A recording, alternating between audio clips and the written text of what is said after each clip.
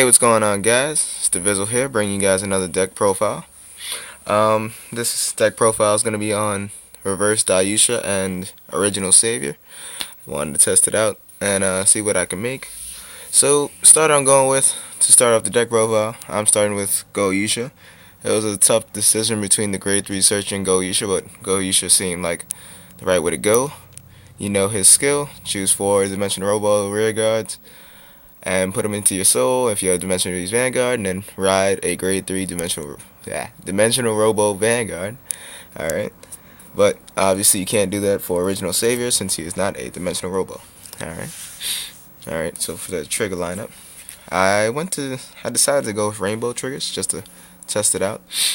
Alright, so it's the 4 heal, the 4 critical trigger, 3 take out the soul, 3k, the 4 stand trigger, and the 4 draw triggers. Alright, so that's all dimensional robos, rainbow triggers.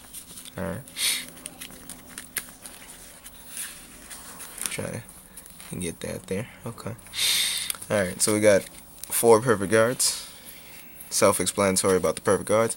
Only thing is, I have 1 non-dimensional robo perfect guard. That's only because I only pulled 3 from set 13. Try to get another one. So, there's your 4. Perfect guard, any dangerous stuff, but I don't need to tell you guys that. I run 4 Die Brave. This is your general ride and or what you want to put in the soul with daiyusha. Skill, you guys should know by now, but I'll give you guys a little review. You take him out the soul, and your Vanguard gets a new skill. If he hits your opponent's Vanguard, you can counterblast 1 and draw a card. Helps keep up hand power, and I guess cause a little pressure if they don't want you attacking, getting more hand power. Yeah. Alright, so I'm going with 3 die lander. Sorry. This is your counterblast 1 and give 4k to any dimensional robo Vanguard. Dimensional robo unit on the field, and majority of the deck is dimensional robo. So generally, what you want to do is counting the fact that you're going to be minusing your opponent supposedly of minus 15k. You want to power up your rolls just cause, even though 10ks and 5ks can still do pretty good damage if your opponent is minus 15.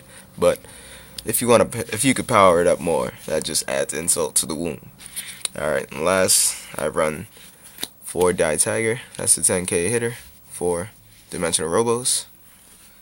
Alright, so moving on to the grade 2s.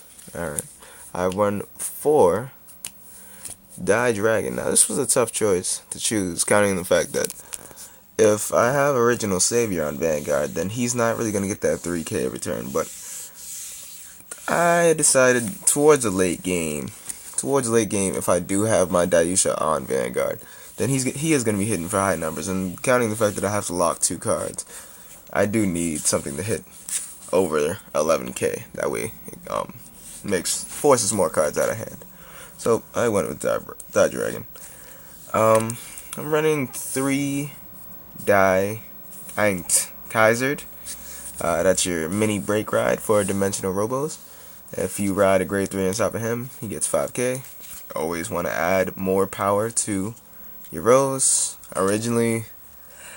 Essentially, if you're gonna ride Original Savior, then that's not really it. But if you don't have Original Savior and you ride if you ride Reverse daiyusha, then it's going to be 16, and if you do the limit break, it's going to be minus 10, so 16 to their minus 10 Vanguard, depending on what it is. It's always good. You always want to add more power. And the last grade 2 was a tough choice. It was tough to decide between Die Lady or this guy. And this is Die Fighter, 10k vanilla, and I just chose him because 10k body is good, and on the rear guard, it's going to be hitting good numbers, especially with the booster. It's going to be hitting good numbers.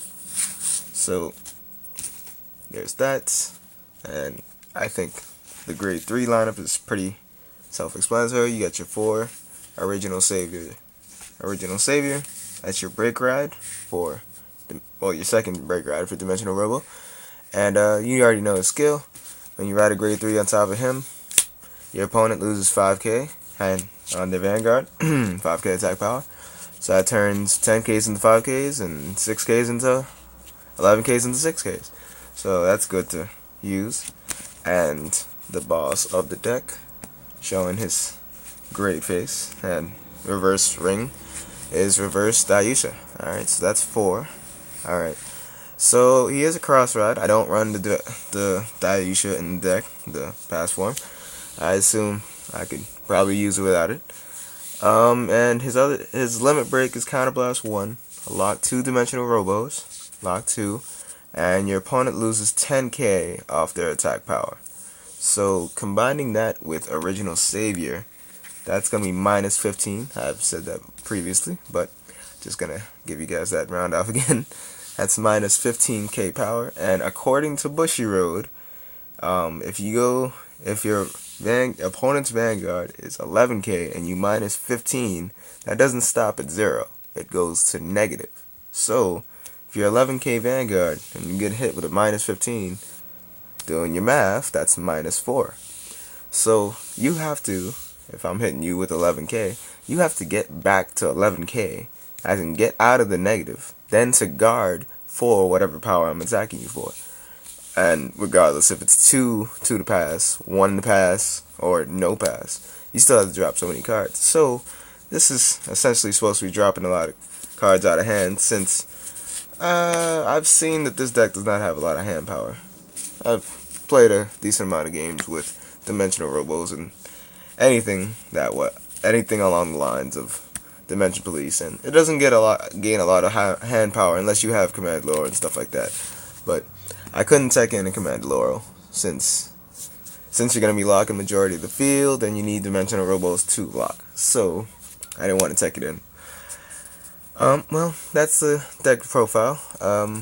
Any questions, comments? If you see anything you wanna, if there's any comments you have on the deck profile or any cards you think I should switch out, let me know in the comments below. And thanks for watching. See you guys later.